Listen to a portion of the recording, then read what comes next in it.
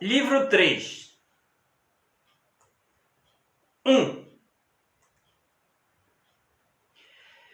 Visto que a virtude se relaciona com paixões e ações, e as paixões e ações voluntárias que se dispensa louvor e censura, enquanto as involuntárias merecem perdão e às vezes piedade, é talvez necessário a quem estuda a natureza da virtude distinguir o voluntário do involuntário. Tal distinção terá também utilidade para o legislador no que tange à distribuição de honras e castigos. São, pois, consideradas involuntárias aquelas coisas que ocorrem sob compulsão ou por ignorância. E é compulsório ou forçado aquilo cujo princípio motor se encontra fora de nós, e para o qual em nada contribui a pessoa que age e que sente a paixão. Por exemplo, se tal pessoa fosse levada a alguma parte pelo vento, ou por homens que dele se houvesse apoderado. Mas, quantas coisas que se praticam para evitar maiores males, ou por algum nobre propósito, por exemplo, se um tirano ordenasse a alguém um ato vil, e esse alguém, tendo os pais e os filhos em poder daquele, praticasse o ato para salvá-lo de serem mortos, é discutível se tais atos são voluntários ou involuntários. Algo de semelhante acontece quando se lançam cargas ao mar durante uma tempestade, porque, em teoria, ninguém, voluntariamente, joga fora bens valiosos. Mas quando assim o exige a segurança própria e da tripulação de um navio, qualquer homem sensato o fará. Tais atos, pois, são mistos, mas assemelham-se mais a atos voluntários pela razão de serem escolhidos no momento em que se fazem e pelo fato de ser a finalidade de uma ação relativas às circunstâncias. Ambos esses termos, voluntário e involuntário, devem, portanto, ser usados com referência ao momento da ação. Ora, o homem age voluntariamente, pois nele se encontra o princípio que move as partes apropriadas do corpo em tais ações. E aquelas coisas cujo princípio motor está em nós está igualmente o fazê-las ou não as fazer. Ações de tal espécie são, por conseguinte, voluntárias, mas em abstrato talvez sejam involuntárias, pois que ninguém as escolheria por si mesmas. Por ações dessa espécie, os homens são até louvados algumas vezes, quando suportam alguma coisa vil ou dolorosa em troca de grandes e nobres objetivos alcançados. No caso contrário, são censurados, porque expor-se às maiores indignidades sem qualquer finalidade nobre ou por um objetivo insignificante é próprio de um homem inferior. Algumas ações, em verdade, não merecem louvor, mas perdão. Quando alguém faz o que não deve, sem sofrer uma pressão superior às forças humanas, e que homem algum poderia suportar. Mas há, talvez, atos que ninguém nos pode forçar a praticar, e a que devemos preferir a morte entre os mais horríveis sofrimentos. E os motivos que forçaram o Acmaion de Eurípides a matar a própria mãe nos parecem absurdos. É por vezes difícil determinar o que se deveria escolher e a que custo, e o que deveria ser suportado em troca de que vantagem. E ainda mais difícil é permanecer firme nas resoluções tomadas, pois, por via de regra, o que se espera é doloroso, e o que somos forçados a fazer é vil. Donde serem objetos de louvor e censura aqueles que foram ou não foram compelidos a agir. Que espécie de ações se devem, pois, chamar forçadas? Respondemos que, sem ressalva de qualquer espécie, as ações são forçadas quando a causa se encontra nas circunstâncias exteriores e o agente em nada contribui. Quando as coisas que em si mesmas são involuntárias, mas, no momento atual e devido às vantagens que trazem consigo, merecem preferência, e cujo princípio motor se encontra no agente, estas são, como dissemos, involuntárias em si mesmas, porém, no momento atual e em troca dessas vantagens voluntárias. E tem mais semelhança com as voluntárias, pois que as ações sucedem nos casos particulares, e nestes são praticadas voluntariamente. Que espécie de coisas devem ser preferidas? E em troca de quê? Não é fácil determiná-lo, pois existem muitas diferenças entre um caso particular e outro. Se alguém afirmasse que as coisas nobres e agradáveis têm um poder compulsório porque nos constrange de fora, para ele todos os atos seriam compulsórios e forçados, pois tudo o que fazemos tem essa motivação. E os que agem forçados e contra sua vontade, agem com dor, mas os que praticam atos por sua satisfação própria, ou pelo que aqueles têm de nobre, fazem-no com prazer. É absurdo responsabilizar as circunstâncias exteriores e não a si mesmo, julgando-se facilmente arrastado por tais atrativos, e declarar-se responsável pelos atos nobres, enquanto se lança a culpa dos atos vis sobre os objetos agradáveis. O compulsório parece, pois, ser aquilo cujo princípio motor se encontra do lado de fora, para nada contribuindo quem é forçado. Tudo que se faz por ignorância é não voluntário. E só o que produz dor e arrependimento é involuntário. Com efeito, o homem que fez alguma coisa devido à ignorância e não se aflige em absoluto com seu ato, não agiu voluntariamente, visto que não sabia o que fazia. Mas tampouco agiu involuntariamente, já que isso não lhe causa dor alguma. E assim, das pessoas que agem por ignorância, as que se arrependem são consideradas agentes involuntários, e as que não se arrependem podem ser chamadas agentes não voluntários, visto diferirem das primeiras. Em razão dessa própria diferença, deve ter uma denominação distinta. Agir por ignorância parece diferir também de agir na ignorância. Pois do homem embriagado ou enfurecido, disse que haja não em resultado da ignorância, mas de uma das causas mencionadas, e contudo sem conhecimento do que faz, mas na ignorância. Ora, todo homem perverso ignora o que deve fazer e de que deve abster-se. E é em razão de um erro dessa espécie que os homens se tornam injustos e, em geral, maus. Mas o termo involuntário não é geralmente usado quando o homem ignora o que lhe traz vantagem, pois não é o próprio equivocado que causa a ação involuntária. Esse conduziria antes à maldade, nem a ignorância do universal, pela qual os homens são passíveis de censura. Mas a ignorância dos particulares, isto é, das circunstâncias do ato e dos objetos com que eles se relacionam, são justamente esses que merecem piedade e perdão, porquanto a pessoa que ignora qualquer dessas coisas age involuntariamente.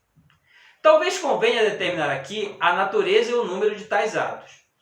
Um homem pode ignorar quem ele próprio é, o que está fazendo, sobre as coisas ou pessoas está agindo, e às vezes também qual é o instrumento que usa, com que fim.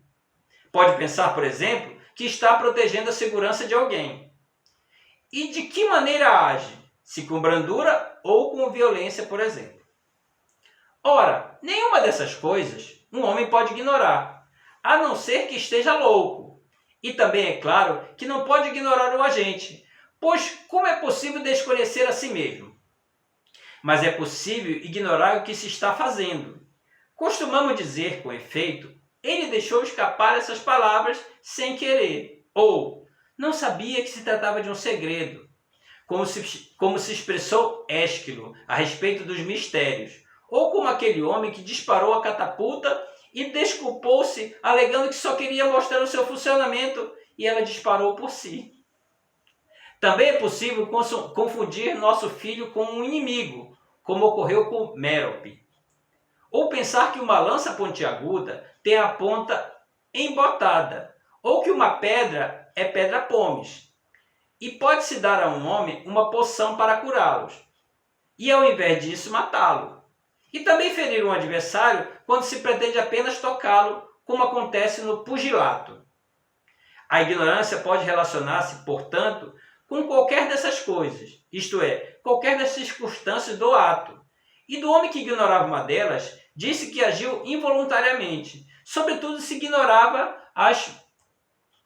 os pontos mais importantes, que na opinião geral são as circunstâncias e a finalidade do ato.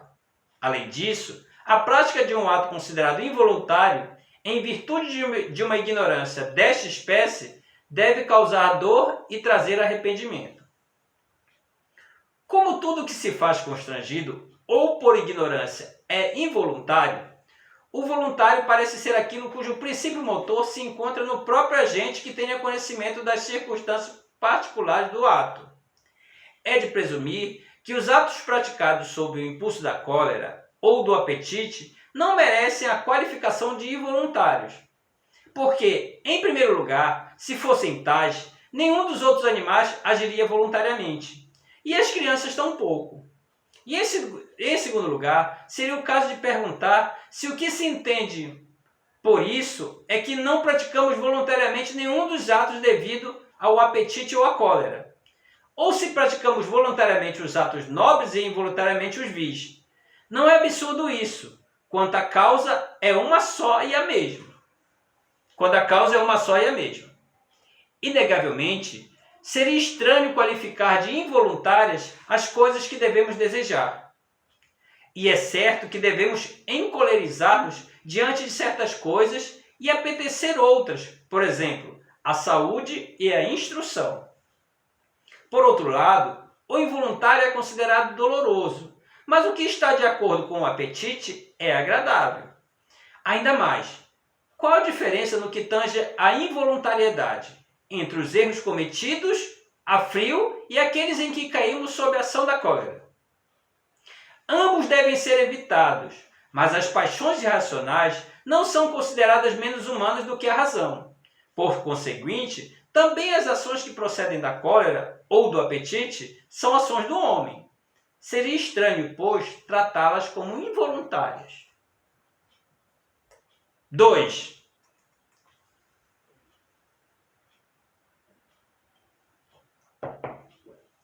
Tendo sido delimitados dessa forma o voluntário e o involuntário, devemos passar agora ao exame da escolha, que, para os espíritos discriminadores, parece estar mais estreitamente ligada à virtude do que às ações.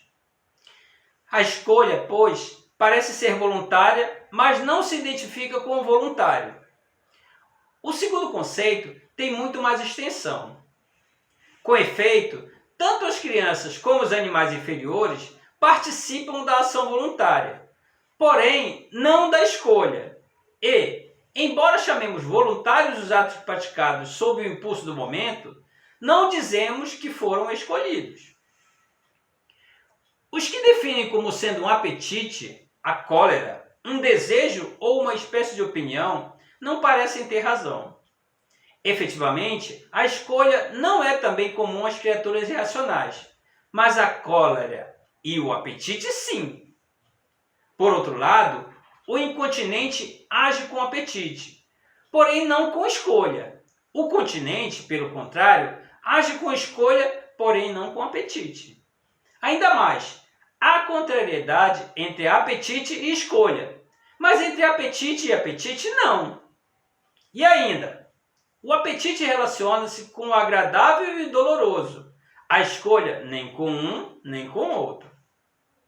Se assim acontece com o apetite, tanto mais com a cólera, porquanto os atos inspirados por esta são considerados ainda menos objetos de escolha do que os outros.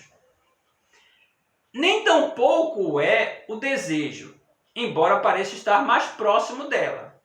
Com efeito, a escolha não pode visar a coisas impossíveis, e quem declarasse escolheiras passaria por tolo e ridículo. Mas pode-se desejar o impossível, a imortalidade, por exemplo.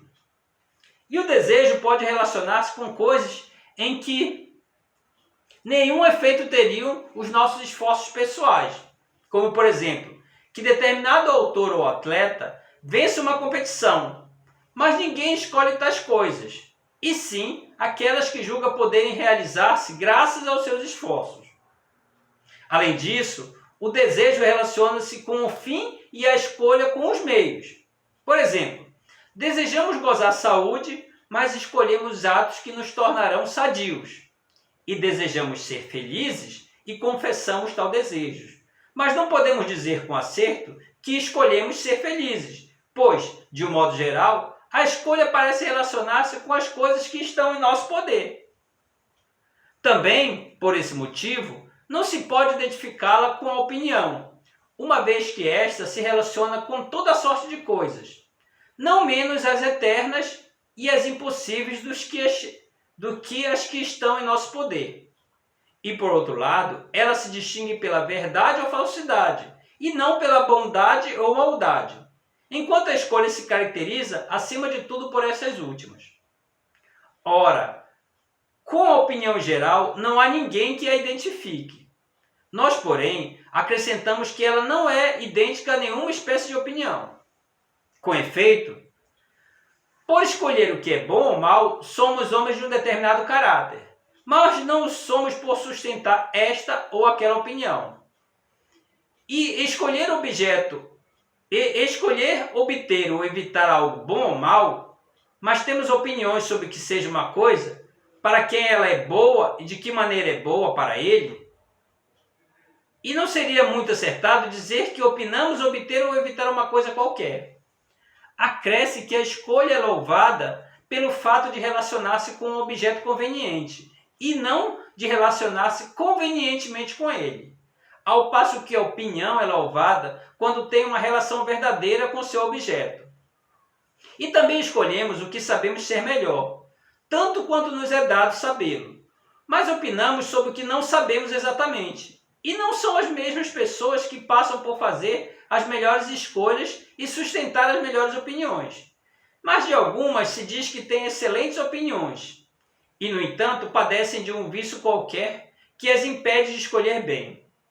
Não faz diferença que a opinião preceda a escolha ou a acompanhe, pois não é isso que estamos examinando, mas sim se a escolha é idêntica a alguma espécie de opinião. Que é ela, pois? E que espécie de coisa é, se não se identifica com nenhuma daquelas que examinamos? Parece ser voluntária, mas nem tudo que é voluntário parece ser objeto de escolha. Será, pois, aquilo que decidimos numa análise anterior. De qualquer forma, a escolha envolve um princípio racional e o pensamento. Seu próprio nome parece sugerir que ela é aquilo que colocamos diante de outras coisas. 3.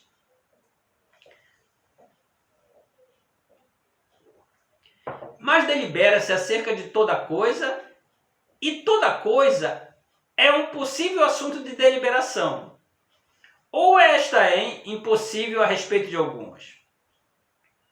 É de presumir que devamos chamar objeto de deliberação não aquilo que um nécio ou um louco deliberaria, mas aquilo sobre o que pode deliberar um homem sensato.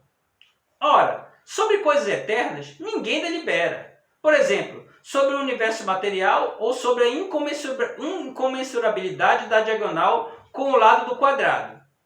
E tampouco deliberamos sobre as coisas que envolvem movimento, mas sempre acontecem do mesmo modo, quer necessariamente, quer por natureza ou por alguma outra causa, como os solstícios e o nascimento das estrelas, nem a respeito de coisas que acontecem ora de um modo, ora de outro, como as secas e as chuvas, nem sobre acontecimentos fortuitos, como a descoberta de um tesouro. E nem sequer deliberamos sobre todos os assuntos humanos. Por exemplo, nenhum espartano delibera sobre a melhor constituição para os citas. Com efeito, nenhuma dessas coisas pode realizar-se pelos nossos esforços. Deliberamos sobre as coisas que estão ao nosso alcance e podem ser realizadas. E essas são, efetivamente, as que restam. Porque, como causas, admitimos a natureza, a necessidade, o acaso e também a razão, e tudo que depende do homem. Ora, cada classe de homem delibera sobre as coisas que podem ser realizadas pelos seus esforços.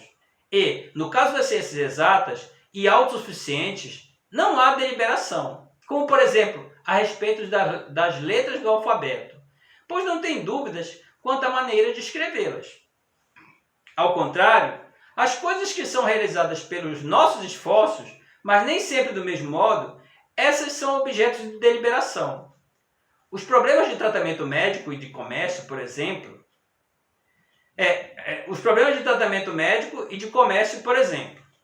E deliberamos mais no caso da navegação do que nos da ginástica, porque aquela está mais longe de ser exata. E nas outras coisas igualmente, mas porém, quanto às artes do que quanto às ciências, porque as primeiras comportam maiores dúvidas. Delibera-se a respeito das coisas que comumente acontecem de certo modo, mas cujo resultado é obscuro, e daquelas em que este é indeterminado. E nas coisas de grande monta, tomamos conselheiros, por não termos confiança em nossa capacidade de decidir. Não deliberamos acerca de fins, mas a respeito de meios. Um médico, por exemplo, não delibera se há de curar ou não, nem um orador se há de persuadir, nem um estadista se há de implantar a ordem pública, nem qualquer outro delibera a respeito de sua finalidade. Dão a finalidade por estabelecida e consideram a maneira e os meios de alcançá-la. E se parece poder ser alcançada por vários meios, procuram o mais fácil e o mais eficaz. E se por um só, examinam como será alcançado por ele. E por que outro meio alcançar esse primeiro, até chegar ao primeiro princípio, que na ordem do descobrimento é o último. Com efeito, a pessoa que delibera parece investigar e analisar da maneira que descrevemos, como se analisasse uma construção geométrica. Nem toda investigação é deliberação. Vejam-se, por exemplo, as investigações matemáticas. Mas toda deliberação é investigação. E o que vem em último lugar na ordem da análise parece ser primeiro na ordem da geração. E se chegamos a uma impossibilidade, renunciamos à busca. Por exemplo, se precisamos de dinheiro e não há maneira de consegui-lo, mas se uma coisa parece possível, tratamos de fazê-la. Por coisas possíveis, entendo aquelas que se podem realizar pelos nossos esforços. E, em certo sentido, isto inclui as que podem ser postas em prática pelos esforços de nossos amigos, pois que o princípio motor está em nós mesmos. O objeto da investigação são, por vezes, os instrumentos e, por vezes, o uso a dar-lhes. E, analogamente, nos outros casos, por vezes o meio, outras vezes a maneira de usá-lo ou de produzi-lo. Parece, pois, como já foi dito, que o homem é um princípio motor de ações. Ora, a deliberação gira em torno de coisas a serem feitas pelo próprio agente, e as ações têm em vista outra coisa que não elas mesmas. Com efeito, o fim não pode ser objeto de deliberação, mas apenas o meio. E tampouco podem ser os fatos particulares, por exemplo. Se isso é pão e se foi assado, como devia? Pois tais coisas são objetos de percepção. Se quiséssemos deliberar sempre, teríamos de continuar até o infinito. É a mesma coisa aquela sobre que deliberamos e a que escolhemos, salvo estar o objeto de escolha já determinado, já que aquilo por que decidimos em resultado da deliberação é o objeto da escolha.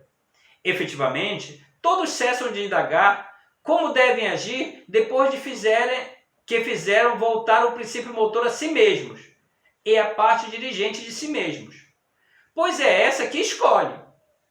Isto se pode ver também nas antigas constituições, tais como nolas mostra Homero, onde os reis anunciavam ao povo o que haviam escolhido. Sendo, pois, o objeto de escolha uma coisa que está ao nosso alcance e que é desejada após a deliberação, a escolha é um desejo deliberado de coisas que estão ao nosso alcance. Porque, após decidir em resultado de uma deliberação, desejamos de acordo com o que deliberamos. Consideramos, pois, como descrita em linhas gerais, a escolha estabelecida, a natureza dos seus objetos e o fato de que ela diz respeito aos meios. 4. Já mostramos que o desejo tem por objeto o fim, Alguns pensam que esse fim é o bem, outros que é o bem aparente. Ora, os primeiros terão de admitir, como consequência de sua premissa, que a coisa desejada pelo homem que não escolhe bem não é realmente um objeto de desejo. Porque se o fosse, deveria ser boa também. Mas no caso que consideramos, é má. Por outro lado, os que afirmam ser objeto de desejo o bem aparente devem admitir que não existe objeto natural de desejo, mas apenas o que parece bom a cada homem é desejado por ele. Ora, coisas diferentes e até contrárias parecem boas a diferentes pessoas. Se estas consequências desagradam, devemos dizer que, em absoluto e em verdade, o bem é o objeto de desejo. Mas para cada pessoa em particular, o bem aparente. Que aquilo que em verdade é objeto de desejo é objeto de desejo para o homem bom, e que qualquer coisa pode ser para o homem mau, assim como no caso dos corpos, as coisas que em verdade são saudáveis o são para os corpos em boas condições, enquanto para os corpos enfermos, outras coisas é que são saudáveis, ou amargas, doces, quentes, pesadas e assim por diante. Com efeito, o homem bom aquilata toda classe de coisa com acerto, e em cada uma delas a verdade lhe parece com clareza. Mas cada disposição de caráter tem suas ideias próprias sobre o nobre e o agradável. E a maior diferença entre o homem bom e os outros consiste, talvez, em perceber a verdade em cada classe de coisas, como quem é delas a norma e a medida. Na maioria dos casos, o engano deve-se ao prazer, que parece bom sem realmente sê-lo, e por isso escolhemos o agradável como um bem e evitamos a dor como um mal.